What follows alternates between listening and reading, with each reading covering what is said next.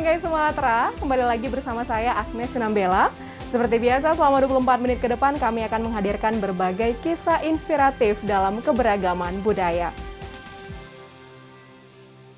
Peduli akan pendidikan anak-anak bermasalah, Sugi Hartati, seorang pegiat perempuan dan anak di Kota Binjai, mendirikan rumah belajar aksi baik.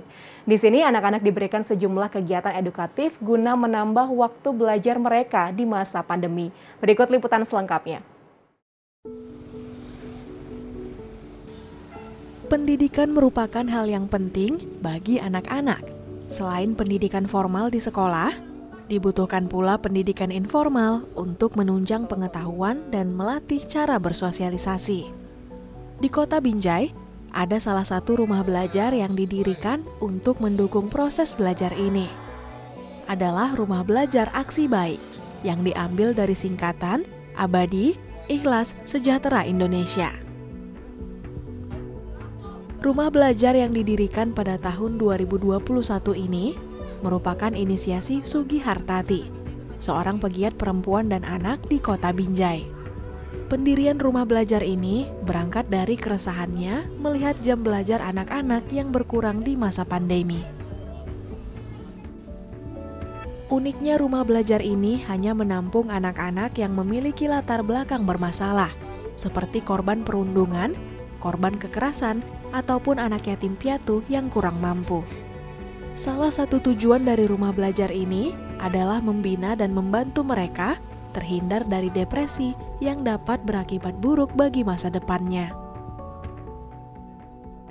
Kita harus tahu dulu historical anak ya, karena jujur kami waktu masuk kemari itu bukan mementingkan kuantitas, tapi kami fokus pada kualitas gitu loh. Sehingga anak-anak ini awalnya ada yang orang tuanya tidak lengkap, atau mereka itu korban dari perundungan, atau bahkan mereka jadi korban kekerasan, itu kita dampingin gitu. Jadi dari dampak-dampak bermain, dan belajar, sehingga mereka itu mungkin keluar dari zona frustasi ya.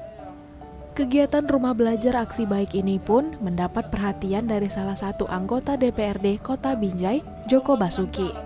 Ia langsung meninjau kegiatan pembelajaran di rumah belajar ini, sekaligus memberikan semangat dan motivasi kepada anak-anak untuk terus belajar agar dapat meraih cita-cita. Saya apresiasi setinggi-tingginya buat bunda-bunda yang tergabung di dalam organisasi FK Puspa, ya, sudah mendirikan Rumah Abadi Kelas Sejahtera Indonesia, ya, atau Rumah Belajar Aksi Baik, ya, luar biasa. Saya tadi kemari, waduh, riang sekali, gembira kali saya lihat anak-anak ya, yang latar belakangnya bermacam-macam lah ya. Ada yang anak yatim piatu, yang terus bekerja sendiri mencari nafkah, ya belum saatnya, masih usia kecil lah ya. Kemudian juga ada yang korban pelecehan seksual ya. Kemudian ada kekerasan di dalam rumah tangga, macam lah. Proses belajar yang menyenangkan membuat siswa di rumah belajar ini sangat antusias mengikuti seluruh rangkaian pembelajaran. Metode belajar sambil bermain ini sengaja diterapkan untuk mendapatkan perhatian penuh dari anak-anak sehingga materi yang disampaikan akan lebih mudah diserap. Gembira, baik, ceria. Caranya diajarkan supaya pintar, biar bisa belajar yang sungguh-sungguh untuk mencapai cita-cita. Harapan saya belajar di Rumah Aksi Baik, mau belajar sesungguh-sungguhnya untuk meraih cita-cita yang jadi dokter. Setiap anak memiliki hak untuk mendapat pendidikan terlepas dari apapun latar belakang kehidupannya. Rumah Belajar Aksi Baik menyadari hal ini sebagai kewajiban bersama. Dari rumah belajar ini, diharapkan dapat melahirkan rumah-rumah belajar lain demi terwujudnya masa depan generasi bangsa yang gemilang.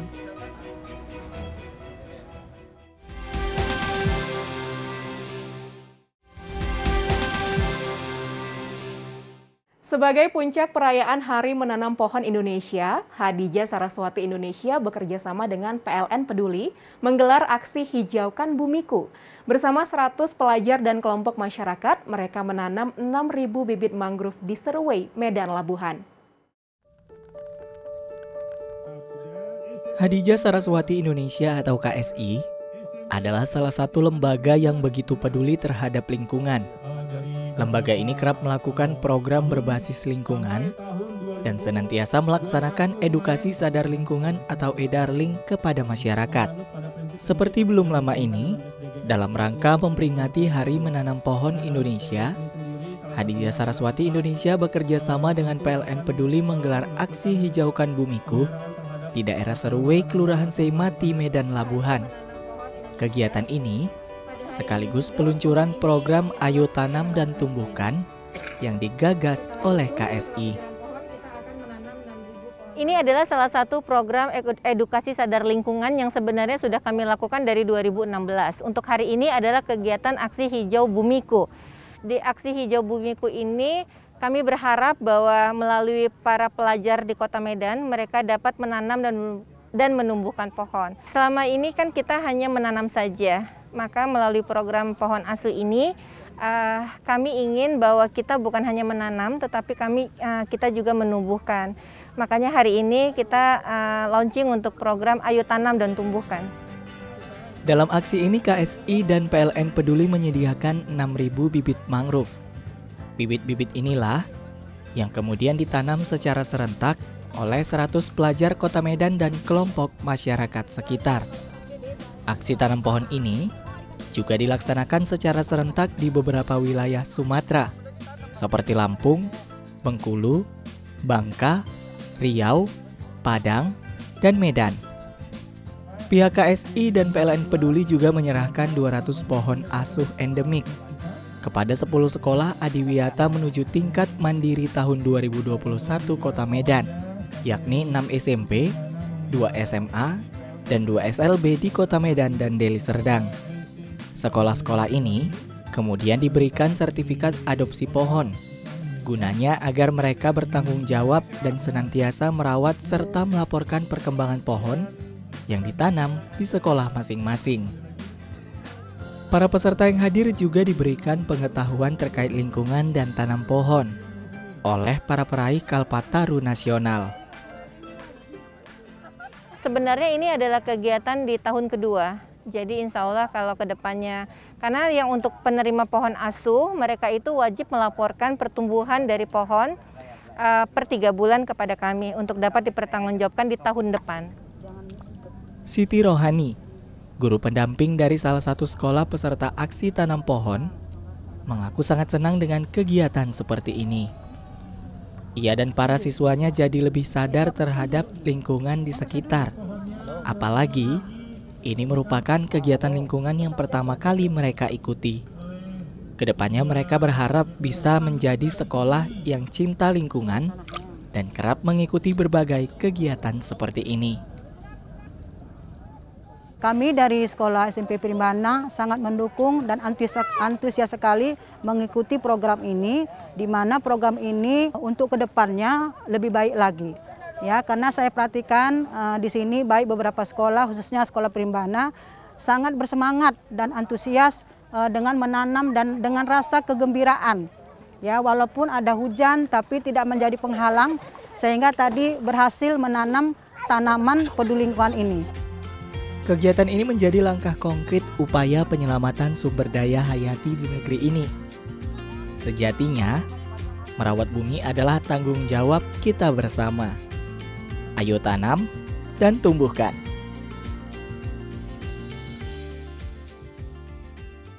Pelestarian hutan menjadi hal mutlak yang harus dilakukan. Namun pelestarian hutan harus juga mengutamakan kesejahteraan hidup masyarakat yang berada di sekitarnya. Dari kawasan hutan lindung Sikolaping yang berada di Kabupaten Pak Barat, kita akan melihat potret pelestarian hutan dan upaya peningkatan kesejahteraan hidup masyarakat di sekitarnya dalam liputan berikut. Kabupaten Pak Barat memiliki hutan yang terjaga. Dari total wilayah seluas 1.218 km persegi, sekitar 80%-nya merupakan kawasan hutan. Total wilayah hutan Pak Barat mencapai 132.000 hektar, dan sekitar 45.000 hektar diantaranya merupakan hutan lindung. Agar kelestarian hutan tidak terusik oleh aktivitas ekonomi masyarakat di bidang pertanian dan perkebunan, maka konsep pengelolaan hutan oleh masyarakat menjadi hal yang penting untuk dilakukan. Salah satunya adalah skema hutan kemasyarakatan atau HKM. Masyarakat memperoleh akses legal untuk mengambil hasil hutan bukan kayu dari dalam hutan lindung seluas 376 hektar. Kita melakukan pengawasan, terutama pengawasan terhadap HKM itu sendiri. Karena kita tahu sendiri bahwa jangka waktu yang ditentukan oleh daripada izinnya itu ada. Kan itu. Jadi kalau misalnya izin itu nanti tidak dipergunakan oleh pihak HKM, nah itu kan bisa tercabut. Nah apabila nanti kita lihat kondisi di lapangan bahwa perkembangan HKM yang ada di masyarakat bisa sejalan dengan apa program pemerintah, ini izin daripada HKM itu sendiri akan bisa dilanjutkan. Di sini juga terdapat sekelompok pemuda yang tergabung dalam Lembaga Petai atau Pesona Tropis Alam Indonesia yang telah memfasilitasi terbitnya izin hutan kemasyarakatan di Pak Barat oleh Menteri Lingkungan Hidup dan Kehutanan. Kita meninjau di sini bahwasanya di sini sangat cocok sekali dibuat hutan kemasyarakatan. Karena kan Kabupaten Pak Barat ini 80% itu kawasan hutan lindung, Kak. Dulunya masyarakat ini memang sangat langsung berbatasan dengan hutan lindung Sekulaping ini. Itu satu. Yang kedua, masyarakat ini kan berperan aktif keluar masuk kawasan hutan. Jadi makanya kita buat bentuk skemanya adalah hutan kemasyarakatan, yakni mensejahterakan masyarakat dan melestarikan hutan untuk mengambil hasil hutan non kayu dari hutan untuk masyarakat kesejahteraannya, Kak. Tujuan utama dari hutan kemasyarakatan adalah bagaimana masyarakat di 3 desa di Pak Barat dapat merasakan manfaat hutan sekaligus terlibat dalam pelestariannya. Dengan demikian, kapasitas masyarakat dalam mengelola alam dengan baik dan benar harus pula ditingkatkan. Salah satunya melalui program sekolah lapang yang dilaksanakan oleh petai ini. Ini anggota yang sudah sekolah lapang, sudah menerapkan ke lahannya. Dan juga sudah memproduksi pupuknya sendiri, secara mandiri. Di rumahnya, baik di rumahnya ataupun di dalam di lahannya sendiri. Berbagai bahan yang dibutuhkan untuk membuat pupuk organik banyak terdapat di lingkungan desa. Untuk membuatnya, tidak diperlukan modal yang besar, hanya dibutuhkan kesabaran, sebab proses pembuatannya tentulah membutuhkan waktu yang lebih lama. Bahan dasar yang digunakan untuk pupuk cair tidak jauh berbeda dengan pupuk padat.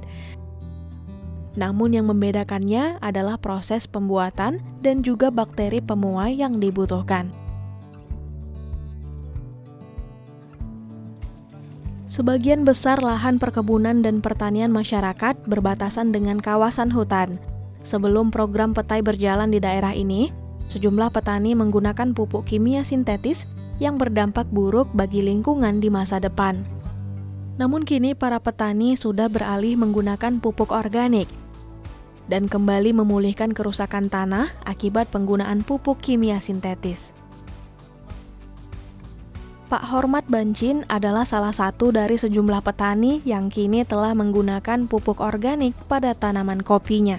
Melalui sekolah lapang, ia juga mendapatkan pengetahuan dalam memperlakukan tanaman kopi dengan baik dan benar. Peran kecil yang dilakukannya merupakan wujud keterlibatannya dalam menjaga hutan, sebab penggunaan pupuk organik secara tidak langsung juga turut menjaga kesuburan tanah dan kelestarian hutan. Masyarakat sejahtera, hutan lestari adalah semangat yang diusung dalam pelestarian hutan saat ini. Tanpa menyejahterakan masyarakat yang hidup berdampingan dengan hutan, sulit menghindarkan mereka dari kegiatan merusak hutan.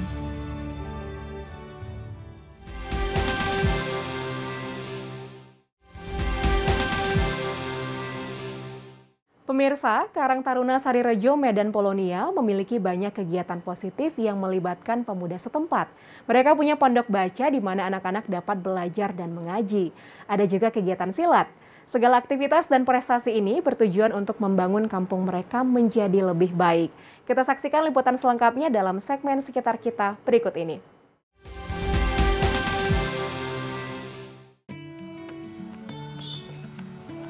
Karang Taruna Kelurahan Sarirejo, Kecamatan Medan Polonia, merupakan salah satu karang taruna di kota Medan yang begitu aktif dalam melakukan berbagai kegiatan menarik dan edukatif bersama para pemuda sekitar.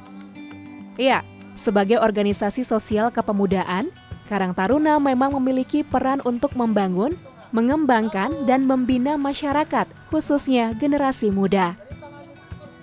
Salah satu kegiatan rutin yang mereka lakukan adalah latihan seni bela diri tradisional pencak silat. 2 kali dalam seminggu, anak-anak SD dan remaja Kelurahan Sarirejo mengikuti latihan silat. Para pelatih sendiri merupakan pemuda kampung Sarirejo yang memiliki potensi dan prestasi silat. Mereka membentuk kelompok latihan atau kolat Merpati Putih Karang Taruna Sarirejo. Tanpa dibayar sepeser pun, para pemuda ini melatih anak-anak setempat dengan semangat sukarela.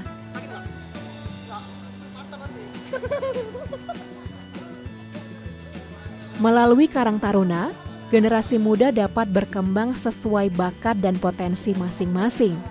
Hal ini yang menjadi tujuan Rifi Naufal Aslam, Ketua Karang Taruna Sarirejo. Pria kelahiran Medan 28 November 1998 ini ingin membangkitkan kembali peran Karang Taruna yang semakin tidak terlihat. Selama kepengurusannya setahun belakangan, Karang Taruna Sarirejo telah melakukan kegiatan literasi, aksi sosial, bahkan mengukir prestasi di berbagai bidang. Berkat keseriusan membangun kampung halamannya, pada tahun 2021, Naufal mendapat penghargaan Pemuda Pelopor Kota Medan.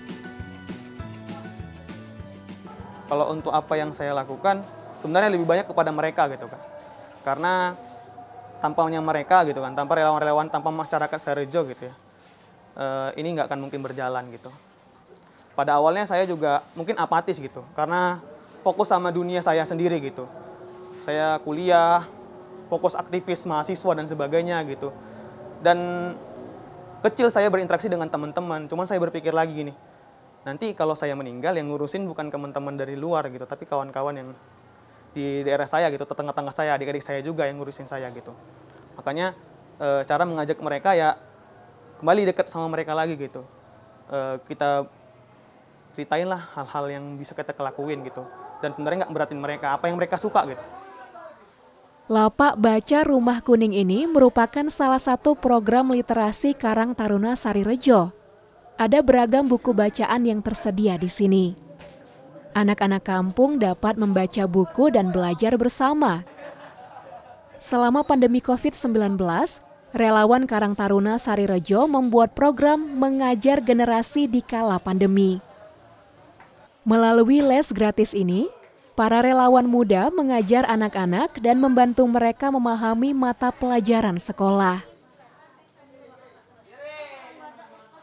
Bahwasanya hari ini mungkin pemerintah ya sudah getol gitu dalam melaksanakan usaha untuk memperkecil pandemi ya kan, terutama COVID-19. Jika pemerintah dengan cara seperti itu, kesehatan dan sebagainya, kami rasa ada hal yang penting untuk kami lakukan, yaitu adalah dengan meretas pendidikan juga gitu. Bahwasanya ini adalah hal yang penting. Adik-adik kita banyak yang sekolahnya daring, kami rasa tidak cukup, makanya kami buat program itu untuk ngajarin adik-adik yang ada di kampung ini, pinomat kampung inilah gitu, supaya mereka bisalah mengejar pelajaran dari les gratis yang kita buat.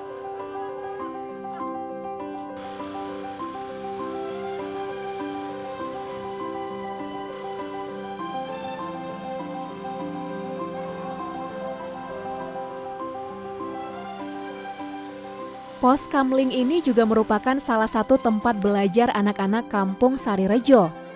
Sehabis maghrib, Pos Kamling ini berubah fungsi menjadi pondok belajar. Di sini anak-anak juga dapat membaca buku bacaan yang tersedia. Hampir setiap hari kegiatan literasi ini berjalan.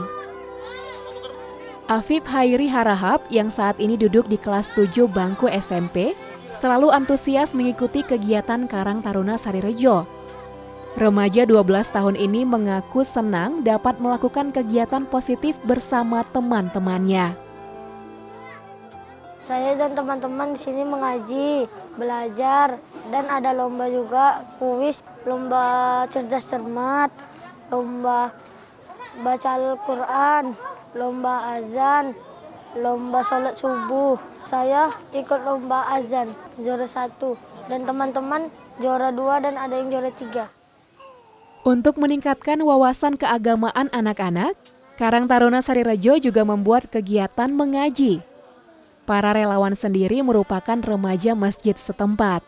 Dwi Fahriza Amalia adalah salah seorang relawan yang sudah mengajar anak-anak kampung Sarirejo ini selama 1 tahun. Saat ini, ia duduk di kelas 3 SMK jurusan administrasi bisnis. Alasan ikut Karang Taruna supaya mengisi waktu kosong, mengikuti mengajar karena dari dulu suka mengajar karena cita-cita menjadi guru.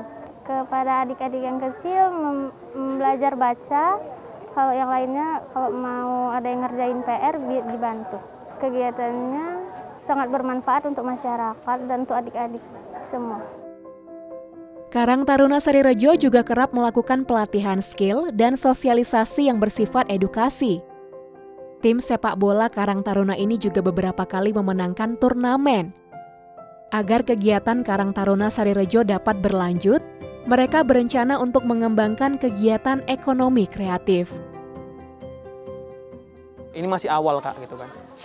Kami berharapnya akan terus konsisten gitu. Kami secara pribadi dan juga adik-adik yang di sini. Kami mau apa yang kami lakukan ini akan lebih lagi ke depannya dan regenerasi itu ada gitu. Saya berharap hari ini apa yang saya lakukan tergantikan gitu kepemimpinan saya gitu kan, dan adik-adik di sini semakin giat lagi dan bisa membuat hal yang lebih wah lagi ke depannya. Melalui Karang Taruna, generasi muda dapat berdaya di bidang agama, seni, olahraga, ekonomi, dan lain sebagainya. Seperti Karang Taruna Sarirejo yang mulai bergerak maju, Karang Taruna di setiap daerah lain juga dapat melangkah, sehingga organisasi ini dapat menjadi wadah bagi anak-anak muda untuk tumbuh, berkembang, dan berkarya. Sekian program Bingkai Sumatera, jaga diri Anda dengan menerapkan protokol kesehatan 5M dimanapun Anda berada.